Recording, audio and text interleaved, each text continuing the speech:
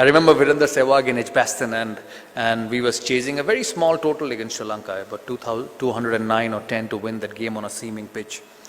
And I had got out early, and I came back into the dressing room and was watching the game. And Virender Sehwag kept on hitting the ball in the air. John Wright was sitting next to me, and he's one of the most nervous persons I have ever met.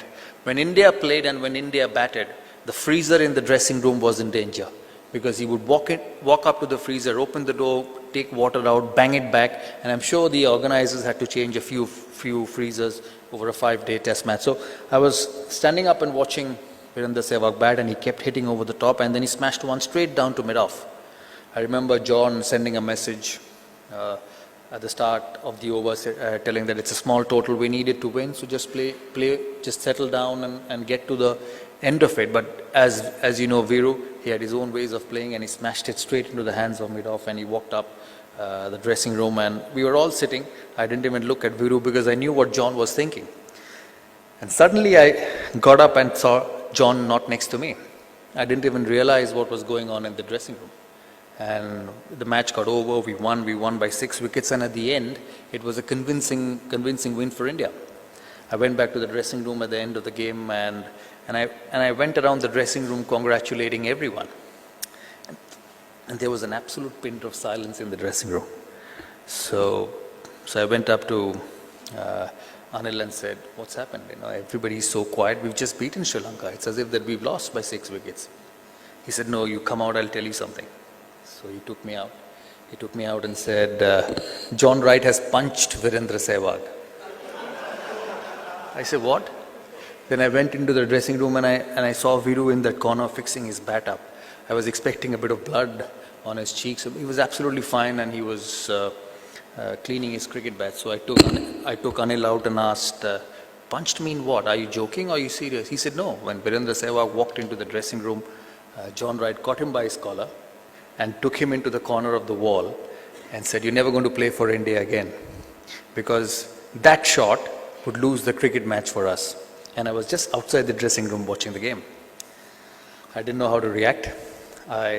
We finished, we packed, and we got into the team bus. I used to sit in front and John on the third row, and Virender Sehwag was right at the back. So I went up to John and sat next to him and said, Coach, what's this punching story going on? He said, no, it's all fine, don't worry. I said, I know it's all fine because there's no noise being made and nobody's been talking about it. But did you actually punch Virender Sehwag? He said, yes, I did. And then I asked him, did he punch you back? And he said, no, he dare do that. I said, oh God, you're punching a grown-up boy and you expect not to punch him back. So I didn't ask him too many questions, and everything finished. We reached the hotel in London, and as everyone went down the bus, I sat on my first chair, and everyone went down one by one, and Virender Sehwag was the last man to come out. And I told him, sit next to me. So he sat next to me, and I said, did John Wright punch you? He said, who told you?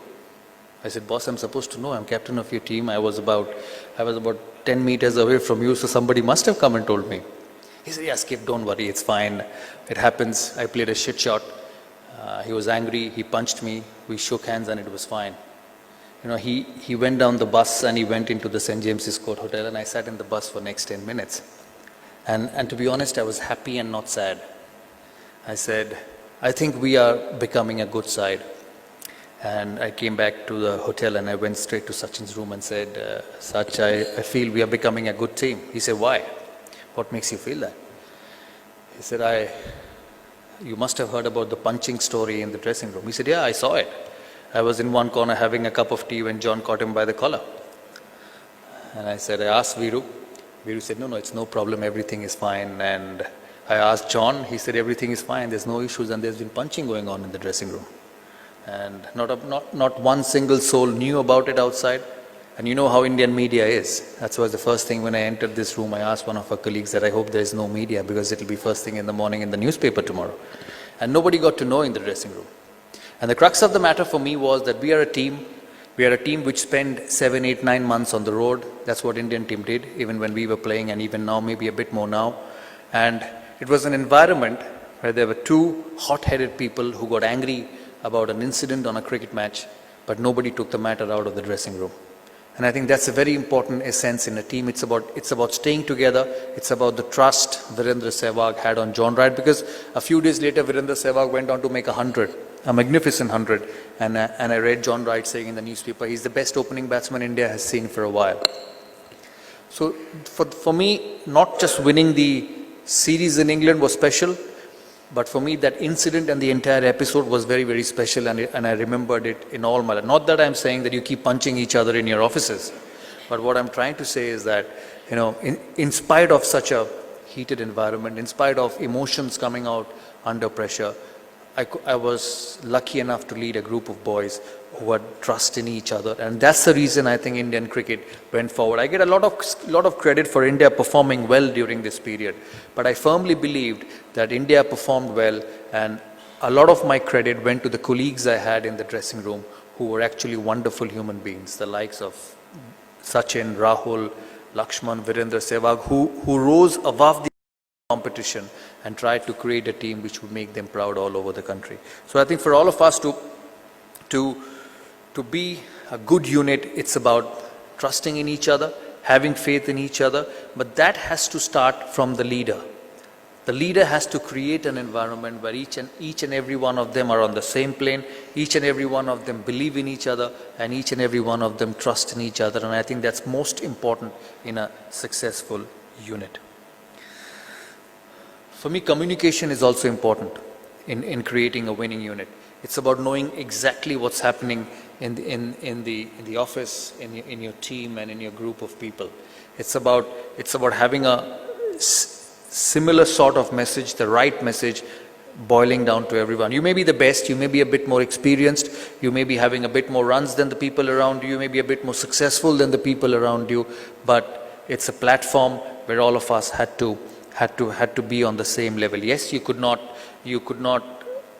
treat a Tendulkar in the same level as a young boy, but you try to do it as much as you can so that you create an environment where the best players perform at their best.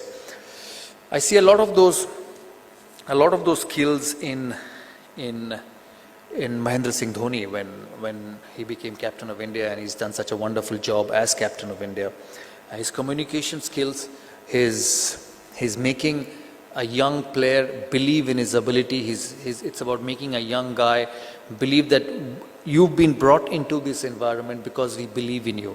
We believe that you will be successful. It makes a massive difference as a leader, and it makes a massive difference to the young boy when you feel that your leader, your boss, your captain has terrific faith in you, and they expect you to blossom well and to create an environment where you yourself will be important for you to perform. I know time is very short, but another aspect of leadership which I think I should share with all of you with my experience in cricket. I was captain of India for 6 years, and when you're captain of India, you're basically running Indian cricket. But there are times when most of you leaders will have to give it away to someone. That's the rule of life. You don't stay at the top forever. You don't be a CEO forever. You don't be the chairman of a company forever. Somebody else takes over, and you still have to find a way to be successful. That's very hard though. When all your life for 6 months, 6 years, 7 years, for you 10 years, 15 years, you've been at the top, you've called the shots, you've run your entire unit, you've run your entire cricket team. Suddenly when someone else takes over you can still create an environment of a leadership. I'm sure it happens in most of your cases. In a lot of your lives, you shift from one position to the other, and obviously you get treated differently. And I faced that experience when I was left out as captain in 2006 because of unfortunate incidents. The only mistake I did was I did not put a note under my coach's door that I am with you. I'm sure that in your corporate world you need to do that. Just put a note under the door of your boss and say that you're someone who I am with. And I think that's another challenge, and that's another form of leadership which most of you, or rather all of us, have to understand and find a way out to solve, because it's a very common thing in everyone's life that you don't stay at the top forever.